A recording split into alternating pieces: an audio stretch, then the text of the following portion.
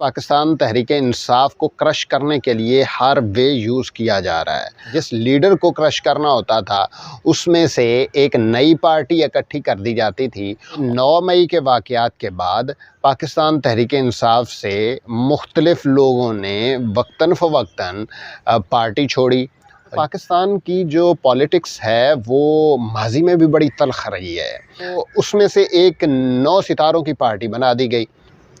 अस्सलाम वालेकुम, मैं मोहम्मद ज़ीशान हूँ और आप मेरा फ़ेसबुक और यूट्यूब चैनल देख रहे हैं।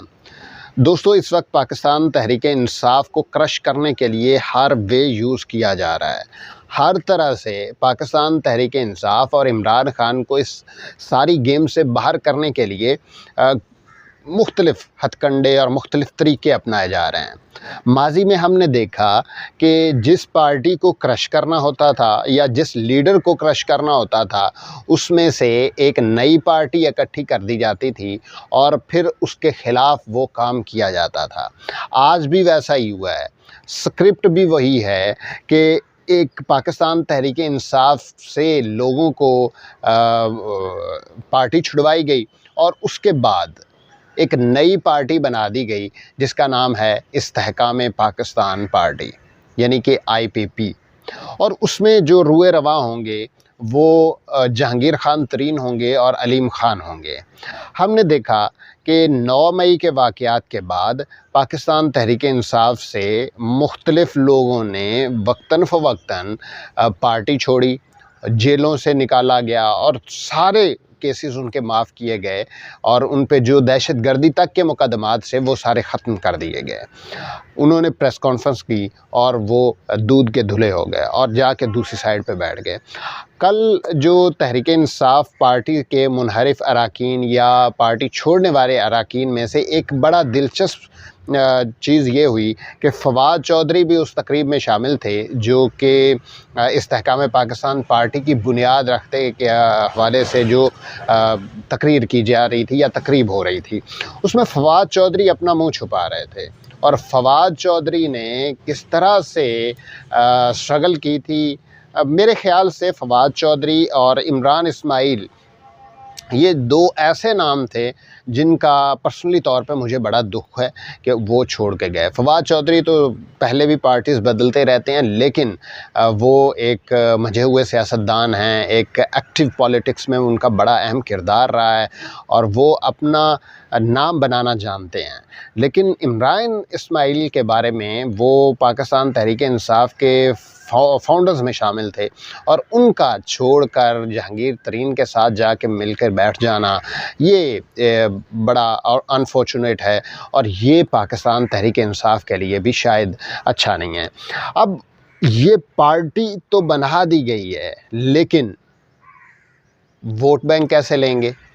वोट तो सारा इमरान खान का है।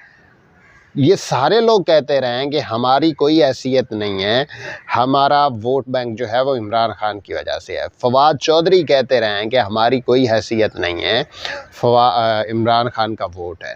इमरान खान ने कहा था कि अगर आप पार्टी बना लेंगे तो आप वोट किस तरह से लेंगे, अवाम को किस तरह से कन्विंस करेंगे, अवाम से वोट आप किस तरह से निकालेंगे, वो नज़रिए के साथ खड़े हैं। और पहली दफ़ा ऐसा हो रहा है कि पाकिस्तान तहरीक-ए-इंसाफ के जो वर्कर हैं या वोटर हैं या सपोर्टर्स हैं, वो एक नज़रिए पे खड़े हैं। वो ऐसे नहीं है कि बरादरी सिस्टम पे या कास्ट सिस्टम पे चल रहा है सारी चीज़ें। वो एक नज़रिए के साथ खड़े हैं, इमरान खान के नज़रिए के साथ खड़े हैं। और ये सारी चीज़ें अगर एक तरफ भी रख दी जाएँ, नज़रिया भी एक तरफ रख दिया जाए, तो उसके साथ ही इमरान खान भी खड़े हैं। तो इमरान खान को वोट दिया जा रहा है, पाकिस्तान तहरीक-ए-इंसाफ को वोट दिया जा रहा है। ये नहीं है कि वो जो रिवायती पार्टीज़ हैं, जिसमें अगर नवाज़ शरीफ हैं तो उनका बेटा या उनकी बेटी मरीम नवाज़, उनको भी वोट दें, क्योंकि मरीम नवाज़ को वोट देना है क्योंकि वो नवाज़ शरीफ की बेटी है। इस तरह तो इस पार्टी में है ही नहीं ना। दूसरी तरफ अगर आप आ जाएं तो पाकिस्तान की जो पॉलिटिक्स है वो माज़ी में भी बड़ी तल्ख़ रही है। जब आप किसी पार्टी को क्रश करना चाहते हैं तो आप उसमें से एक नई पार्टी बना देते हैं।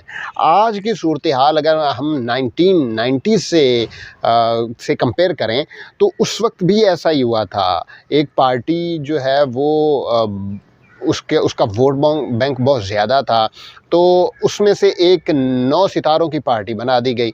और जिस तरह से ये इस वक्त इमरान खान के ख़िलाफ़ पीडीएम बनाई गई, इन्हीं के बड़ों ने उस वक्त 9 सितारों की पार्टी बनाई थी और उसमें बनाने वालों में भी वही किरदार शामिल थे जो आज पाकिस्तान की सियासत में शामिल हैं और जो कहते हैं कि हमारा सियासत से कोई ताल्लुक़ नहीं है।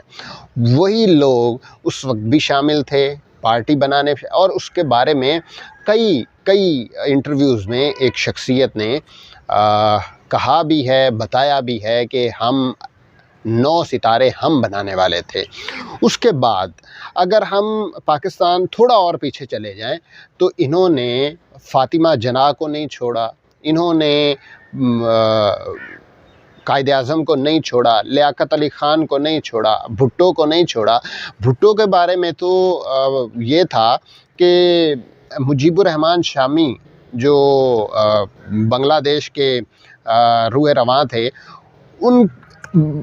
मुजीबुर रहमान शामी ने कहा था कि भुट्टो को बता देना कि ये मुझसे फ़ारिग होके तुम्हें लटकाएंगे, और वही हमने देखा कि उसको लटकाने के बाद, उसको मारने के बाद भुट्टो को लटका दिया गया और भुट्टो को मार दिया गया।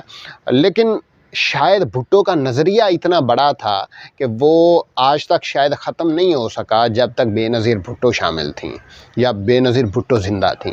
उसके बाद जरदारी साहब आए, उसने पार्टी का बेड़ा गर्क कर दिया, पूरे मुल्क से पार्टी को ख़त्म कर दिया। तो ये सारी चीज़ें पाकिस्तान की पॉलिटिक्स में रही हैं। दूसरे जो ममालिक हैं, हमारे साथ इंडिया भी आज़ाद हुआ था, हमारे बाद बांग्लादेश भी आज़ाद हुआ है, वहाँ पे ये मार्शल लॉ सिस्टम क्यों नहीं है? हमारे मुल्क में 75 सालों में तकरीबन 35 साल जो है वो फ़ौज ने हुकूमत की है और बाकी 30 साल जो हैं वो डायरेक्टली और इनडायरेक्टली फ़ौज ने की है। क्योंकि डायरेक्टली तो पार्टीज़ करती रही हैं, नवाज़ शरीफ करते रहे हैं, पीपल्स पार्टी करती रही है, काफ लीग करती रही है, लेकिन बिहाइंड द सीन जो हैं वो वही थे जो कि आज भी इस पॉलिटिक्स में शामिल होते हैं। और हर महीने बाद, हर 6 माह बाद वो आके कह देते हैं कि हमारा पॉलिटिक्स से कोई ताल्लुक़ नहीं है। अगर पॉलिटिक्स से कोई ताल्लुक़ नहीं है तो फिर मामलात जो हैं वो किस तरह से ख़त्म हो रहे हैं, जो कि प्रेस कॉन्फ्रेंस कर रहे हैं। और इस बारे में जस्टिस, मैं शायद गलत हो सकता हूँ, लेकिन मैंने कहीं पे पढ़ा था कि जस्टिस लाहौर हाई कोर्ट के जस्टिस जो हैं वो गुल हसन औरंगज़ेब, उन्होंने ये रिमार्क्स दिए थे कि यहाँ आप क्या कर रहे हैं, आप जाके वहाँ पे प्रेस क्लब जाएं और वहाँ पे प्रेस कॉन्फ्रेंस करें तो आपको छोड़ दिया जाएगा। तो यही सारी चीज़ें जो हैं वो माजी में भी होती रही हैं, यही चीज़ें आज भी हो रही हैं। पाकिस्तान की सियासत इतनी गंदी हो चुकी है कि एक पार्टी से लोगों को निकाल के नई पार्टी में डाल दिया जाता है, और जब इस तरह के हथकंडे या इस तरह की चीज़ें की जाती हैं तो जो पार्टी बरसदे इक़्तिदार आने के काबिल होती है या जिसका वोट बैंक बहुत ज़्यादा होता है, उसका वोट बैंक ख़त्म करने की कोशिश की जाती है। और ये वेज़ जो हैं वो उस पार्टी का वोट बैंक कम करने के लिए इस्तेमाल होते हैं, ऐसे वेज़। लेकिन मेरे ख़्याल से इमरान खान का वोट बैंक कम नहीं होगा, शायद इससे बढ़ेगा। और मैंने जब ये पार्टी के बारे में जब कल इन्होंने सोशल मीडिया पे तस्वीरें डालीं तो मैंने उनके कमेंट्स पढ़े। वहाँ पे कोई शायद एक पोस्ट पे 3000 से ज़्यादा कमेंट्स थे और उसमें से कोई मैंने 100-150 कमेंट्स पढ़े हैं। तो 100-150 में से कोई ऐसा बंदा नहीं था जो इस इस्तेहकाम पार्टी के हक़ में किसी ने कोई कमेंट किया हो या इस्तेहकाम पाकिस्तान पार्टी के बारे में कोई अच्छे रिमार्क्स दिए हों। सारे जो है कमेंट्स जो हैं वो इमरान खान के हक़ में और पाकिस्तान तहरीक इंसाफ के हक़ में और इस्तेहकाम पाकिस्तान पार्टी के मुखालफत में ये सारे कमेंट्स थे। और मीम्स इस तरह की बन रही हैं, अजीब किस्म की मीम्स बन रही हैं। तो ये इस वक्त पाकिस्तान की पॉलिटिक्स की सूरत हाल है।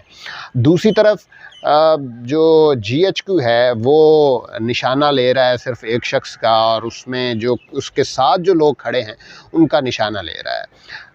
GHQ जो है उनके पास बहुत अच्छे स्नाइपर्स हैं, और वहाँ पे एक शख्स बैठा है, वो टावर पे बैठा है, और GHQ से ही डायरेक्टली वो निशाना लेता है, और इमरान खान और पाकिस्तान तहरीक इंसाफ के लोगों को क्रश करने के लिए वो ये सारी चीज़ें करने की कोशिश कर रहा है। लेकिन हो नहीं रहा, या लोग मान नहीं रहे, या उसका निशाना जो है वो चूक जाता है। ये इस वक्त पाकिस्तान तहरीक इंसाफ को सबसे बड़ा मसला जो है वो क्रश करना है। दूसरी तरफ जो शाह महमूद कुरैशी हैं, उनको जो रिलीज़ किया गया है वो रिलीज़ इसी बात पे किया गया है कि आप इमरान खान साहब को जाके मनाएं कि वो कुछ देर के लिए एक्टिव पॉलिटिक्स से दूर हो जाएं, वहाँ पे आप कोई बयानबाजी ना करें, कोई कमेंट ना करें, आप एक दफ़ा मामलात को सेटल होने दें, उसके बाद जो है वो आप दोबारा से आ जाइएगा। लेकिन इस बार इस पे इमरान खान नहीं माने हैं। इमरान खान कहते हैं कि इन्होंने पाकिस्तान का पैसा चोरी किया है, इनका पाकिस्तान की सियासत में किरदार नहीं होना चाहिए,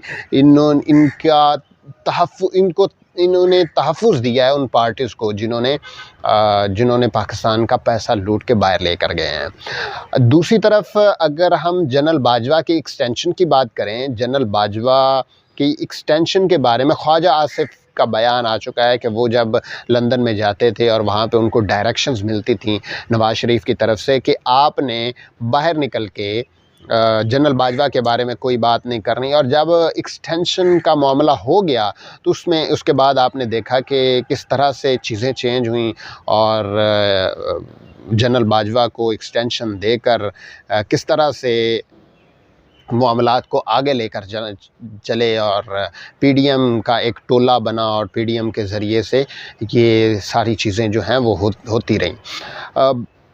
अब अगर देखें तो वो ये नहीं कहते कि जनरल बाजवा का कोर्ट मार्शल होना चाहिए, वो कहते हैं कि जनरल फैज़ हमीद का कोर्ट मार्शल होना चाहिए, और ये सारे फसाद की जड़ जो हैं वो जनरल फैज़ हमीद हैं। लेकिन दूसरी तरफ वो जनरल बाजवा का नाम नहीं लेते, और जनरल बाजवा क्योंकि उनमें केसेस ख़त्म कराने वाले जनरल बाजवा, नवाज़ शरीफ को बाहर भेजने वाले जनरल बाजवा,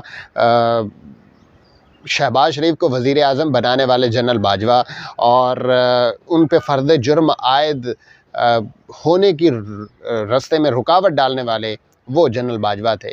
तो जनरल बाजवा का किरदार इतना गंदा रहा है पाकिस्तान की पॉलिटिक्स में पिछले 3-4 सालों में, जिसकी मिसाल शायद पाकिस्तान की 75 साला तारीख़ में नहीं मिलती। और उसके बाद जनरल आसिम मुनीर ने किस तरह से पाकिस्तान की पॉलिटिक्स में एक अजीब किस्म का किरदार अदा किया है, और वो ये नहीं पाकिस्तान की पॉलिटिक्स में ये चाहते कि सिर्फ़ एक शख्स सारी चीज़ों को लेकर आगे चले। वो चाहते हैं कि पाकिस्तान तहरीक इंसाफ ये ना हो, और दूसरी जमातें जो हैं जो हमारे लिए हमारे कठपुतली हों, और हम उनको जिस तरह या जिस तरीके से चलाना चाहें वो चला सकें। अब ये सारी चीज़ें इस वक्त पाकिस्तान तहरीक इंसाफ के लोगों के साथ हो रही हैं कि वहाँ से बंदे तोड़ के पाकिस्तान इस्तेहकाम पार्टी या इस्तेहकाम पाकिस्तान हो जाता है। अब आहिस्ता आहिस्ता आदत होगी। नाम अभी कन्फ्यूजिंग है कि नाम पता नहीं है किस तरह से। तो वहाँ से बंदे तोड़ के इमरान खान साहब से तोड़ के तो नई पार्टी में शामिल किए जा रहे हैं, लेकिन इसका वोट बैंक जो है वो नहीं है, और वोट बैंक होगा भी नहीं।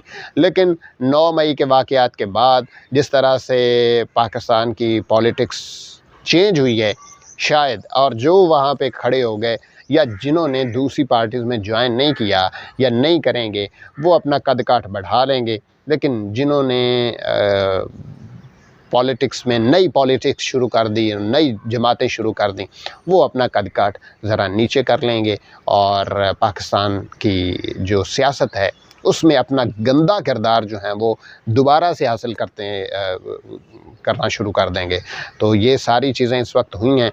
अगली वीडियो में हम कुछ नए टॉपिक्स पे बात करेंगे। हमारे चैनल को सब्सक्राइब करें और बेल आइकन पर लाजमी क्लिक करें।